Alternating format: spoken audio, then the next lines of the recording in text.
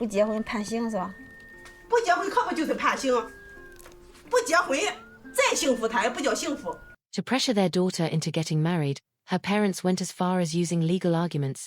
If you don't get married, you'll be sentenced. The worst part is that, according to the very law they cited, people were supposed to get married in their early 20s. They know that. So why is she over 30 and still unmarried? They speak with such confidence about these supposed legal consequences of not marrying, but they seem to forget one small detail. Their daughter also studied law. She's not only a brilliant student, she's now an executive at a law firm in Beijing. 国家定法律定婚姻法，为啥嘛？就是为了你们万一离婚的时候给咋分财产，婚法就这么回事。Today, simply because Chiu Huamai is still unmarried, she has gone from being seen as an exceptional woman to someone who studied so much she became foolish. People comment that, if she ended up like this, then marriage wouldn't bring her any benefit anyway, and they even question what advantages marriage could possibly offer. For her parents, it's not about benefits or disadvantages, it's only about age.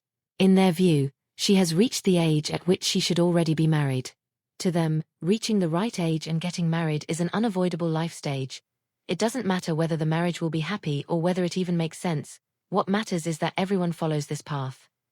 That is exactly why, at 35 years old, Huamei's biggest anxiety every year is returning to her hometown for the new year. In the courtroom, she argues firmly and speaks with clarity, but when it comes to her family's pressure to marry, she's always cornered. During this visit, the moment she stepped into the house, the first thing her father said was that she needed to find someone to marry as soon as possible. Otherwise, he would never again be able to hold his head high in the village. To intensify the pressure, he called back the 4 older daughters, all of whom were already married, hoping their experience would change the mindset of the youngest.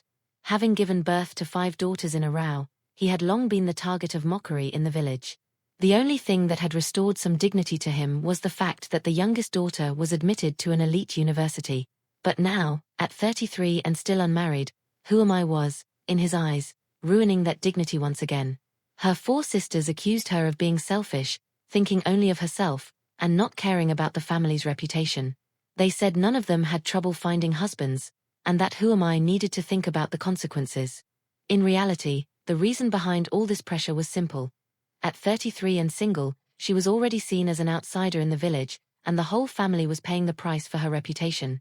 Her mother repeatedly insisted that a woman is only considered complete after marriage and children, and that even if Huamai achieved great career success, her life would still be incomplete if she remained unmarried.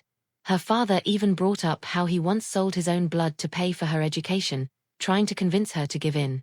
Despite everything, Huamai continued firm in her stance. In a moment of desperation, her mother finally blurted out that, if necessary, she should simply marry a man who already had children, as long as she married quickly. Marry first, think later. That sentence broke Huamai completely. Just because she didn't get married in the age window society considers normal, she had become the family's shame, labeled selfish and even unfilial. Her family's lack of understanding and the social prejudice pushed Huamai to tears. Lost and overwhelmed, she confided to friends that when a woman reaches a certain age and remains unmarried, anyone feels free to mock her, even her own sister, who called her son the nephew of the spinster aunt right in front of her.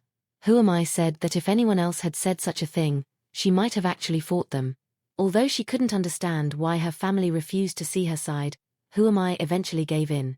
She sought out a matchmaker to help her find a partner. When asked about her requirements, Huamai said she wanted someone with a stable job and, above all, someone who respected women. But before she even finished speaking, the matchmaker discouraged her, saying that according to traditional standards, Huamai was not considered a great beauty, not ugly, but not beautiful either, and that her age was a serious issue. On top of that, because of her job, her personality was considered too strong, and most men preferred softer women. To the matchmaker, older women with strong personalities had no advantage in the marriage market, and she advised Huamai to lower her standards. The first candidate was a man from Shandong, just like her. At first, their conversation went well, but when the topic shifted to married life, he stated clearly that he wanted to be the dominant one in the relationship. He said that every man from Shandong had a certain level of machismo, some more, some less, and that in his future marriage, he expected to be the one making the main decisions. The meeting ended right there.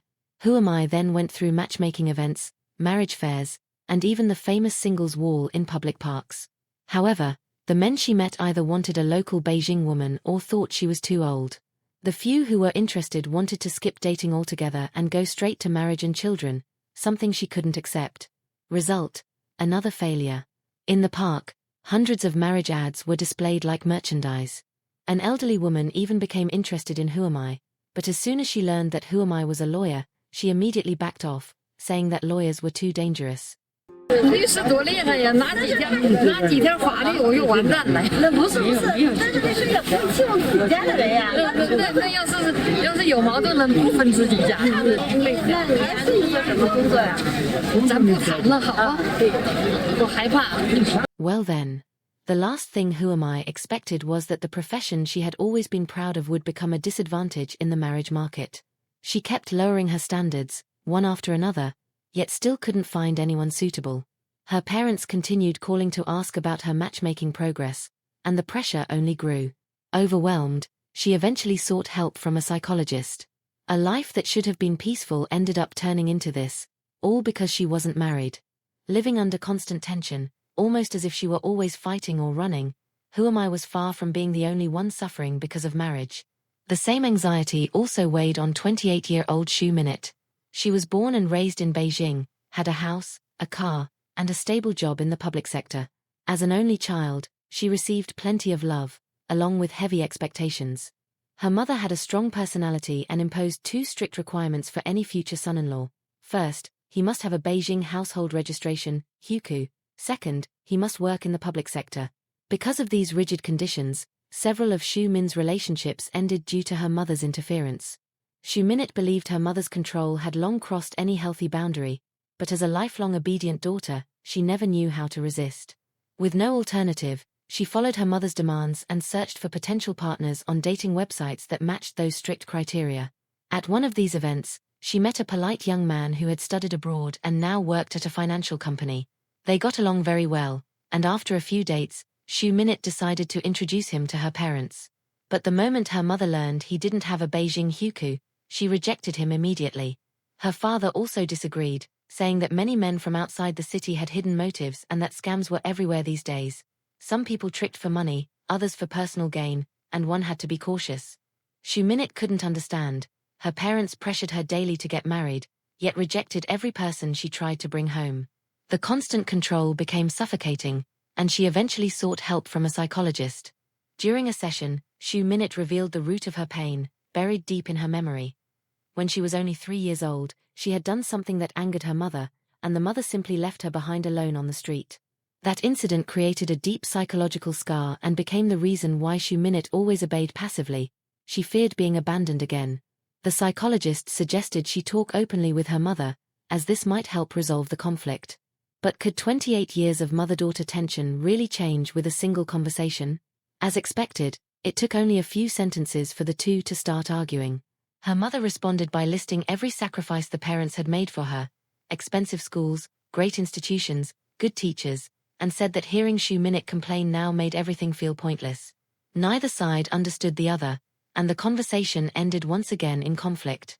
And even after that, the mother still refused to loosen her standards for a future son-in-law.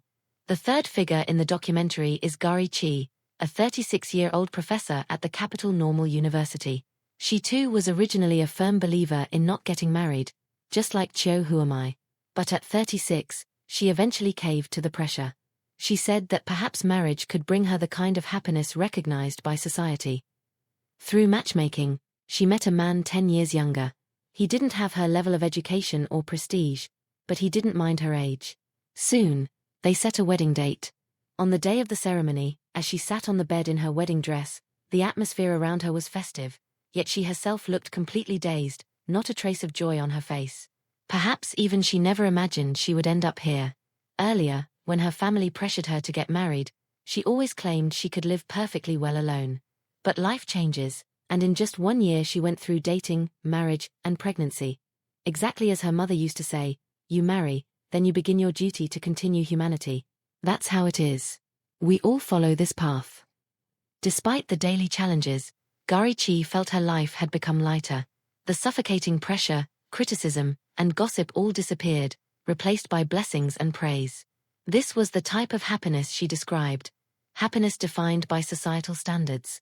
Meanwhile, Qiu Huamai still hadn't found a partner and decided to study abroad.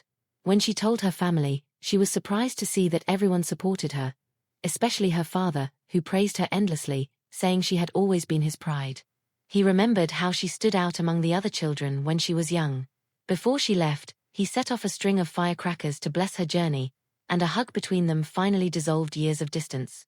In France, Huamai regained her rhythm. There, no one pressured her to marry, and she could shine in the field she loved.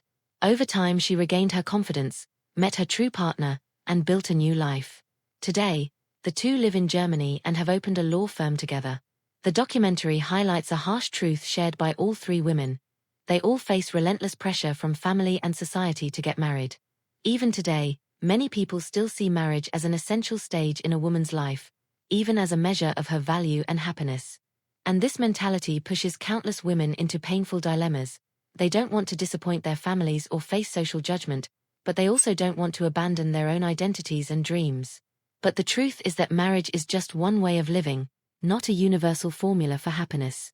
It can bring joy, but it is not the only path. Everyone has the right to choose their own life on their own terms. May society become more open and understanding, allowing every person to live the life they truly want. What these three stories reveal, almost like a social X-ray, is a dilemma that modern China still doesn't know how to solve. Because if you look closely, all these women share the same pattern. They are intelligent, hardworking, dedicated, and spent their entire lives building solid careers. They went to top universities, endured exhausting study routines, worked twice as hard, earned respect. They did exactly what society told them was the right path. But when they finally reached the top, they discovered that, ironically, that same top had become their cage. There's an uncomfortable truth most people avoid admitting. When a woman pours everything into her career and reaches a very high level, her dating market shrinks drastically. Not because she doesn't deserve love, of course she does, but because, in practice, she starts looking for men on her level.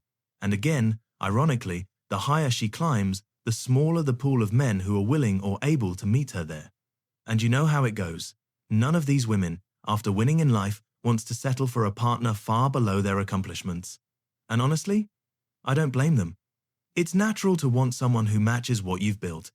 The problem is that many men don't want or can't handle being in a relationship where the woman earns more, has more power, more stability, or more prestige.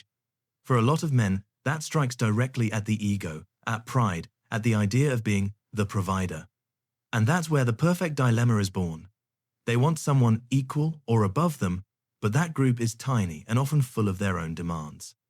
And the men who are times willing to enter those relationships frequently end up frustrated for being, in society's eyes and in their own below their partner. It's almost comical if it weren't tragic. The woman rises, the man feels smaller. Society says, study hard, work, succeed. But when they succeed too much, that same society says, not like that, calm down. It's the perfect roller coaster of hypocrisy. And the strangest part is this. None of these women ever gave up on love or on building a family.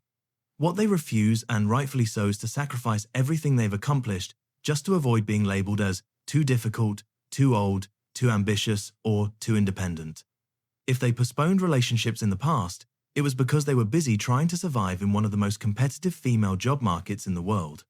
And now, at the peak of their careers, they are judged for not having pressed the marriage button at the right time. It's almost as if society is saying, you can be strong, independent, smart, as long as you don't cross the invisible line where we start feeling uncomfortable. And once they cross it, suddenly they're a problem. So, I want to hear your thoughts. Do you think these women were wrong to prioritize their careers? Or is the real issue the cultural expectations, the idea that a successful woman is intimidating, that she takes away a man's masculinity? Do you think it's possible to balance career and relationships in such a competitive environment? Or will society need to change, and change a lot to keep up with the new generation? Share your opinions in the comments. I genuinely want to know what you think.